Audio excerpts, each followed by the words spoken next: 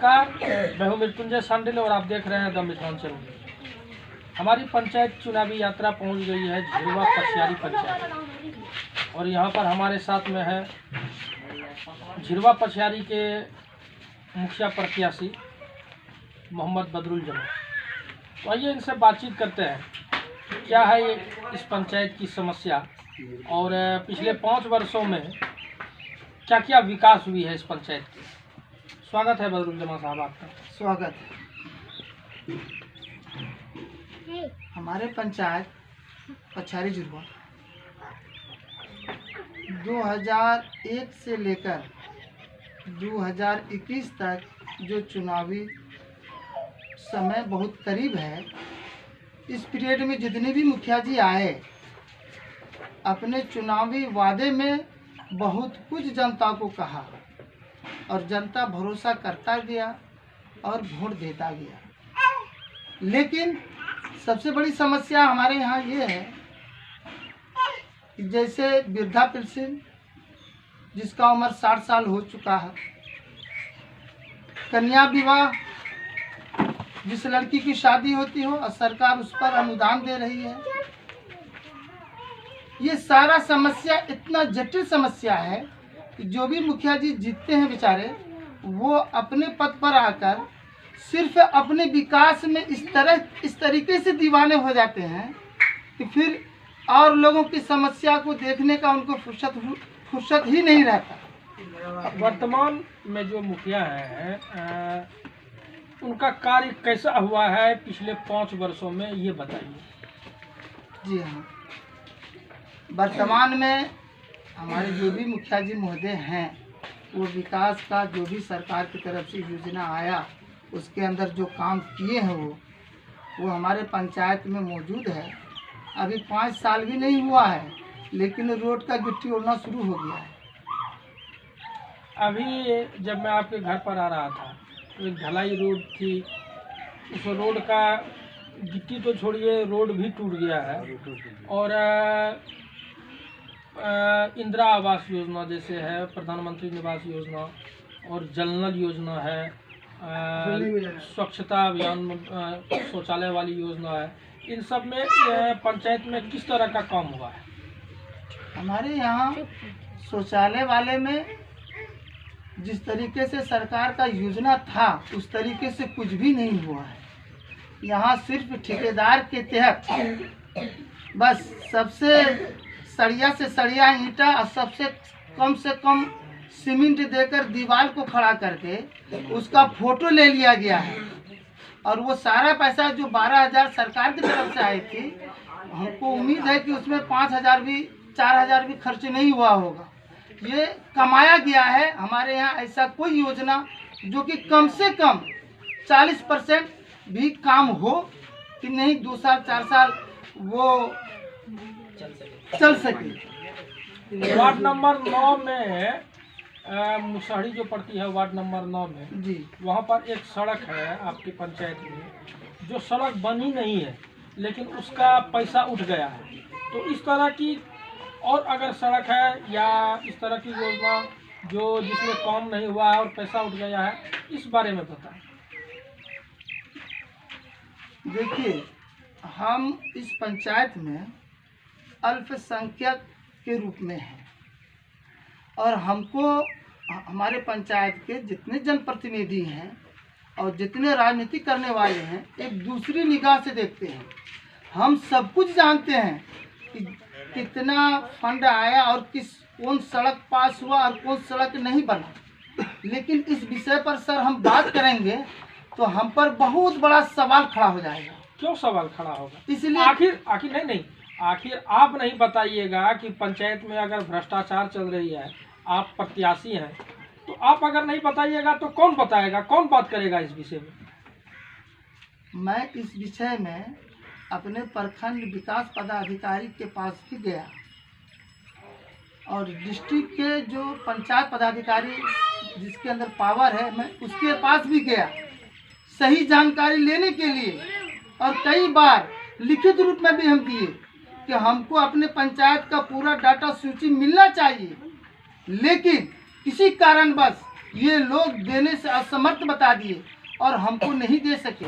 लेकिन हम जो पंचायत वार्ड के जो मेंबर लोग हैं, उन लोगों से जो हमको जानकारी मिली है कि कुछ ऐसी सड़क है जो पास है, जो अब तक नहीं बनी है, और जो बनी भी है जिसका फंड 20 लाख का है, हमको उम्मीद है कि उसमें 4 लाख भी नहीं लगा होगा। अगर अभी जांच हो तो वो सब कुछ सामने आ सकता है। और जो जैसे बिहार सरकार की महत्वाकांक्षी योजना है, जनधन योजना, उसकी स्थिति क्या है इस पंचायत में?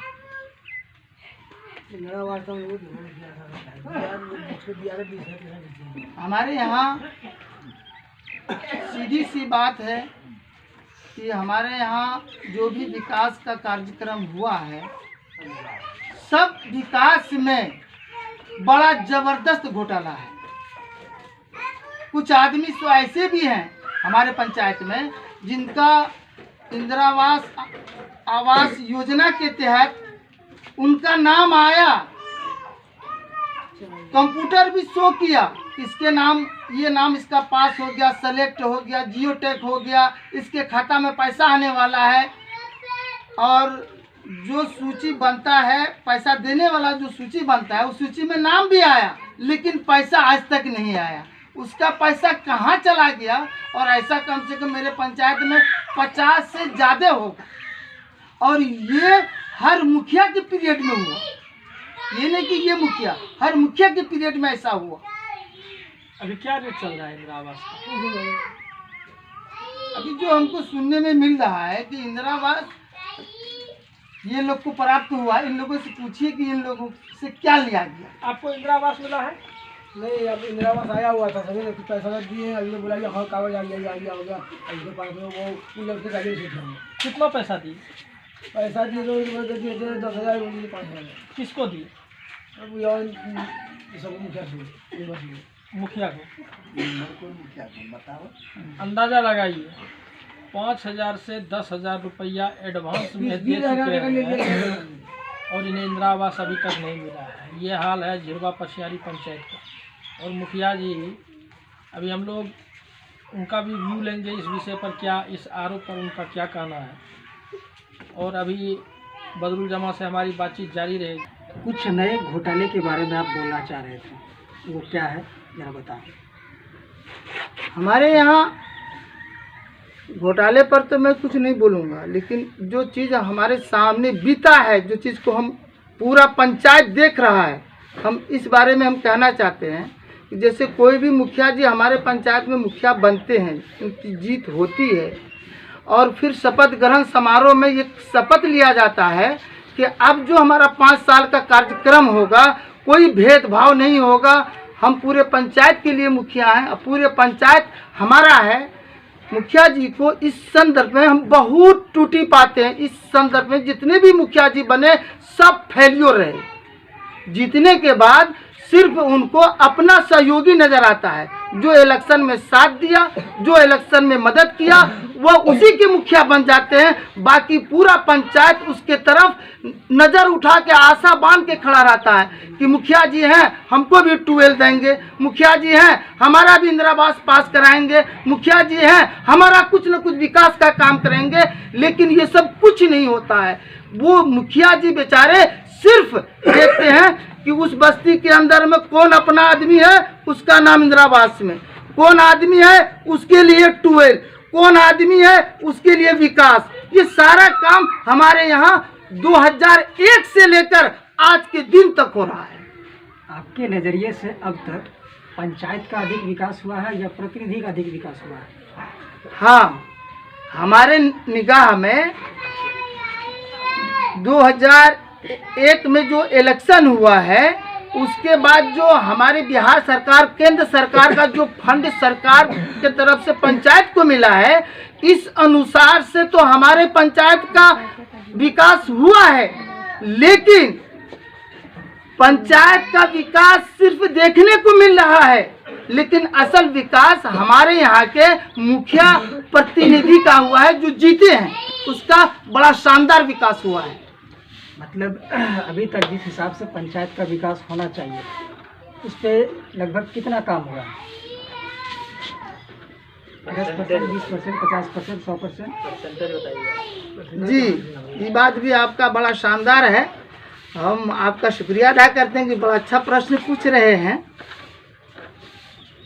जैसे जो भी विकास हुआ है, जो विकास हमको सरकार की तरफ से मिल रहा है, इसमें हम सिर्फ इतना ही कह सकते हैं कि अगर कितनों हम सच्चाई और ईमानदारी के साथ सरकारी योजना को सरकार के नियम के हिसाब से जांच पड़ताल के हिसाब से अगर किया जाएगा तो 30 से 40% भी विकास नहीं हुआ।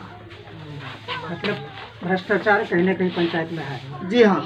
और दूसरा चीज, हमको एक चीज मिला है इस 20 साल के जमाना में, जैसे हमारे पंचायत में हर साल 26 जनवरी 15 अगस्त का जो राष्ट्रीय त्यौहार है, जो एक हिंदुस्तानी का मौलिक अधिकार है कि हमारा ये राष्ट्रीय त्यौहार के मौके पर हम सारे लोग जमा होकर राष्ट्र की बात सुनते हैं, अपने बड़ों से, अपने बुद्धिजीवियों से। इसमें भी ये मुखिया लोग जो जीतते हैं, इसमें भी पार्टी पॉलिटिक्स क्या करते हैं। जो हमारे यहाँ के बुद्धिजीवी लोग हैं, शिक्षित लोग हैं, जो इस राष्ट्रीय त्यौहार के मौके पर इस समाज को, हमारे पंचायत को एक अच्छा उपदेश दे सकते हैं, अच्छी बात बता सकते हैं, उन लोगों को वंचित किया जाता है। सिर्फ सहयोगी को बुलाया जाता है, उसको कह दो, उसको कह दो, उसका साइन ले लो, लेकिन उन लोगों को मत कहो जो कि राष्ट्रीय त्यौहार के मौके से आके हमारे जितने भी शहीद और जितने भी हमारे देशभक्त दुनिया से गए हैं, उनको एक जगह जमा होकर याद करें, उनके नाम पे नमन करें। ये बिल्कुल आज तक नहीं हुआ मेरे पंचायत में, बड़ा दुख है। इस वजह से हम चाहते हैं कि एक मौका अपने पंचायत में ये सारी चीज को खत्म करने के लिए एक मौका हमको पंचायत के सारे लोगों से हम आदाब सलाम प्रणाम के साथ मांगते हैं, एक मौका हमको मिले। आपका विकास करने का क्या विजन रहेगा? किस नजरिए से आप पंचायत का विकास करेंगे? क्योंकि आपके पंचायत में सभी जाति धर्म संप्रदाय के लोग हैं, तो आपका विकास करने का जो विजन है अगले 5 साल आप किस मुद्दे पर राजनीति करेंगे, किस मुद्दे पर आप अपनी पंचायत को संभालेंगे?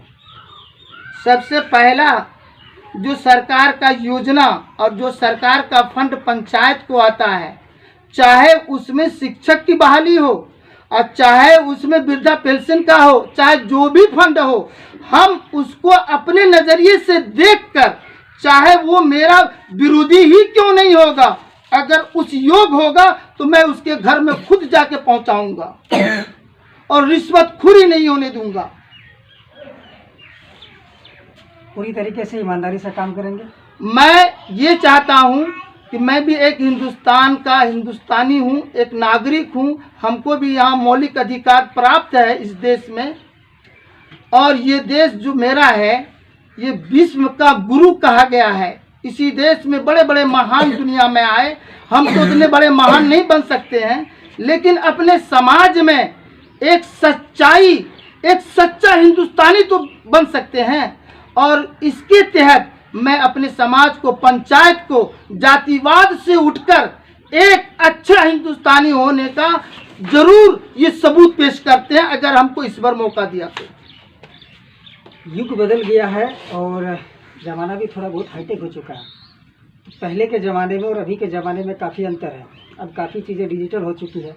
तो इस डिजिटल युग में अब जो चुनाव प्रचार होंगे, तो इसमें कई सारी विकास की योजनाएं जो है वो, मतलब कि कम पढ़े लिखे लोग हैं पंचायत में, कुछ ज़्यादा पढ़े लिखे लोग हैं, तो इस तरह डिजिटल योजनाओं को आप किस नज़रिए से देख रहे हैं और इसको कैसे चलाएंगे आप? जी हाँ, ये बात भी आपका, अगर आज मेरे देश का मूल्यांकन किया जाए, रिसर्च किया जाए, तो आज भी शहरी क्षेत्र को छोड़कर देहाती क्षेत्र के अंदर बहुत सारे लोग ऐसे भी हैं जो पढ़े लिखे नहीं है, लेकिन पढ़े लिखे से अच्छा काम भी करते हैं, अच्छा सूझबूझ भी रखते हैं। और इसके तहत हमारे यहाँ जितने भी स्कूल है, जितने भी स्कूल में हमारे मास्टर साहब हैं, हम इनके साथ एक प्रतिनिधि होने के नाते वह सहयोग देंगे जो सहयोग को इस देश को जरूरी है। बहुत बहुत धन्यवाद। क्या नाम है आपका? मुख्तार। आपको शौचालय योजना का लाभ मिला है? हाँ मिला है, 10,000 रुपया मिला है, 2,000 रुपया काट लिया है। 12,000 में 2,000 रुपया लिया, 10,000 रुपया लिया। 15 नंबर कौन काट लिया 2,000 रुपये? मुखिया मेंबर काटे होंगे कि वो मेंबर के थ्रू हुआ था। नहीं, आप पैसा तो आपके अकाउंट में आया होगा हाँ, ना? हाँ। तो आपके जब अकाउंट में पैसा आया तो आपने फिर 2,000 रुपया किसको दिया? हमारे यहाँ का मेंबर जो है उसको दिए। क्या नाम है मेंबर का? असद असद। मुखिया। तो ये हाल है पछियारी झिरवा पंचायत का। लोगों को योजना का लाभ तो मिल रही है, लेकिन ये देने के बाद हमारी पड़ताल जारी रहेगी। हमारी पड़ताल जारी रहेगी झिरवा पछियारी पंचायत पर। और फिलहाल बदरुल जमा साहब का बहुत बहुत आभार हमसे बातचीत करने के लिए।